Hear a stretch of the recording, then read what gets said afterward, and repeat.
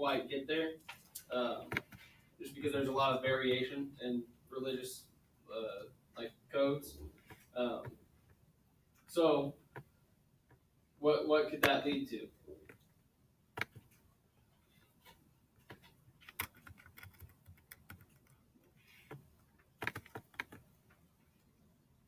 For me, I think a lot of people that like struggle with their religion, like they're confused, like, oh, am I a good Christian or am I, am I a good Muslim? Like blah blah blah. Am I like honoring my God the right way? I think that that's a result of those clashing ideologies.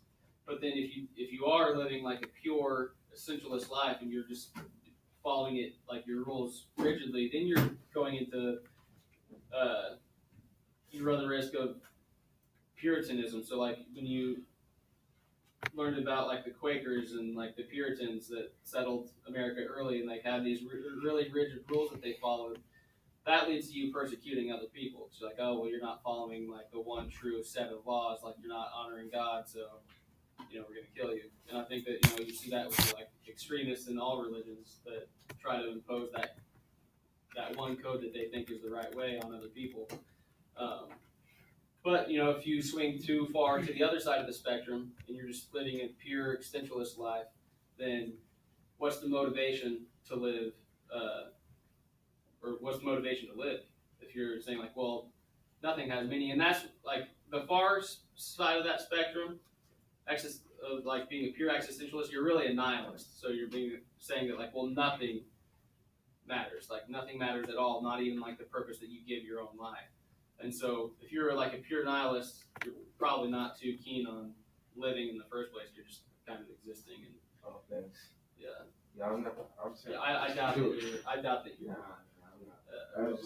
I just don't think like. Very few people are. I'm just saying like. I mean, everyone's gonna die like so stupid. So you have to be honest. Right. So you're an existentialist. So you're saying like, well, we're here for a short period of time. Define your own meaning throughout life, live the way that you want to, and that's your purpose. Yeah. So like they were saying in that video, you're living authentically. So you're not just doing what other people are telling you to do.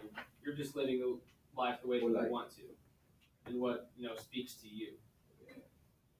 And so that's really what I want you guys to get out of this whole like exploring different philosophical systems is just live an authentic life.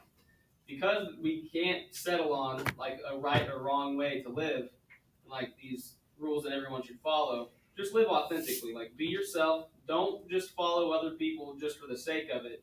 Don't let other people define your meaning for you. Discover it yourself, or else you're going to live an inauthentic life, and so you're going to just be unfulfilled. We don't want that in our life.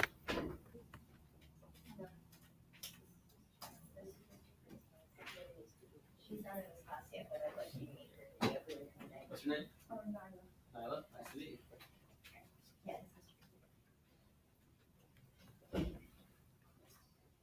All right.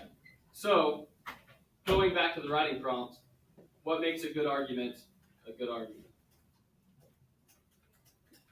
Because at some point, you're going to have to make an argument for one of these philosophical systems. When you're well informed. Okay, so well informed. That's what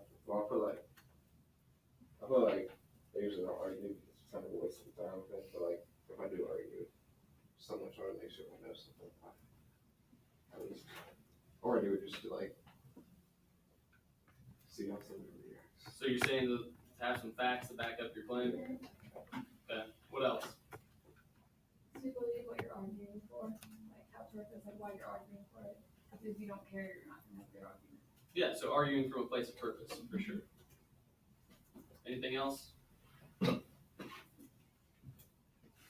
you have a good argument without facts?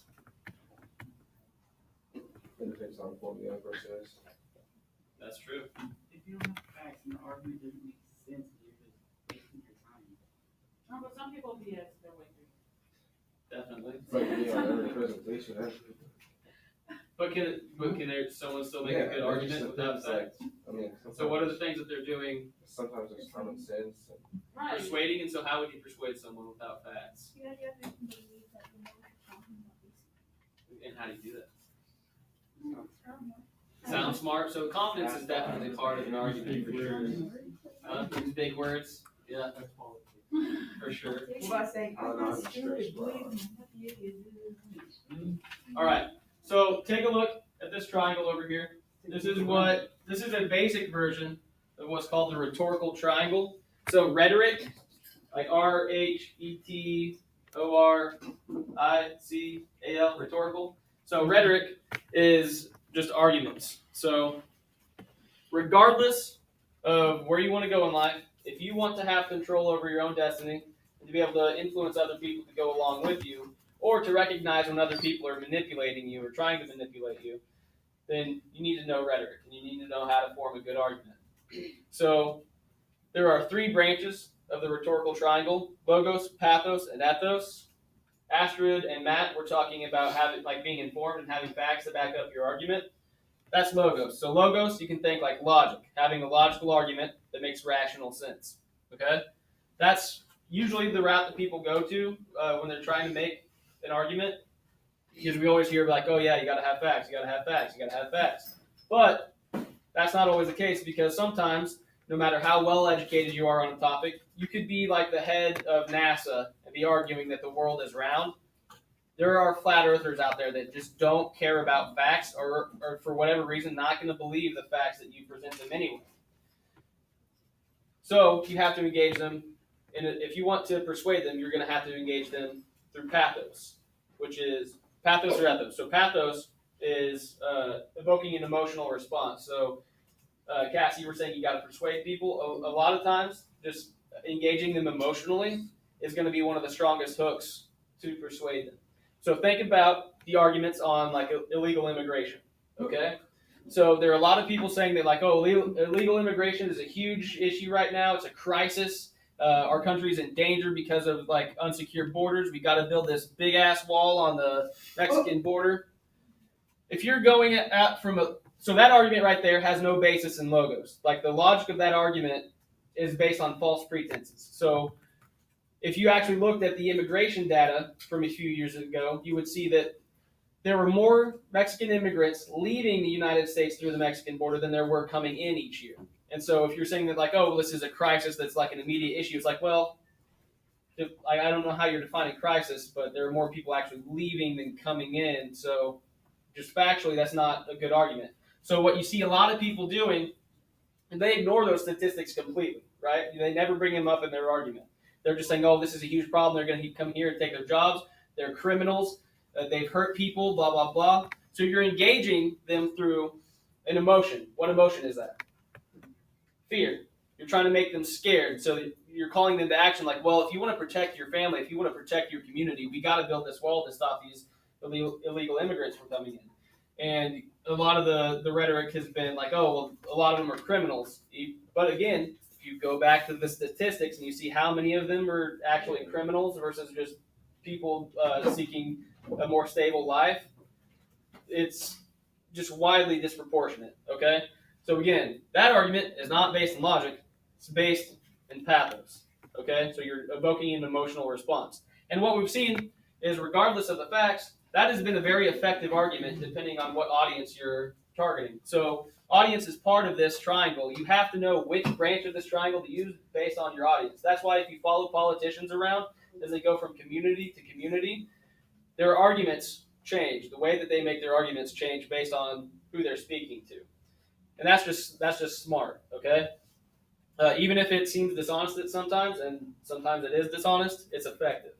And then the third branch is ethos. So that's talking about credibility. So if you were arguing, and so you can either say like, okay, I'm the head of NASA, so like I've been in space, like we've been conducting all of these experiments, I know what I'm talking about. That argument right there is just credibility. So you're saying like, I know best because I have all this experience.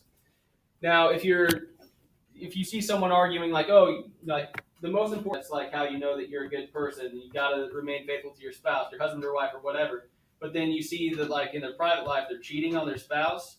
They've ruined their credibility. And so if you're trying to convince people not to follow them, like say we have a president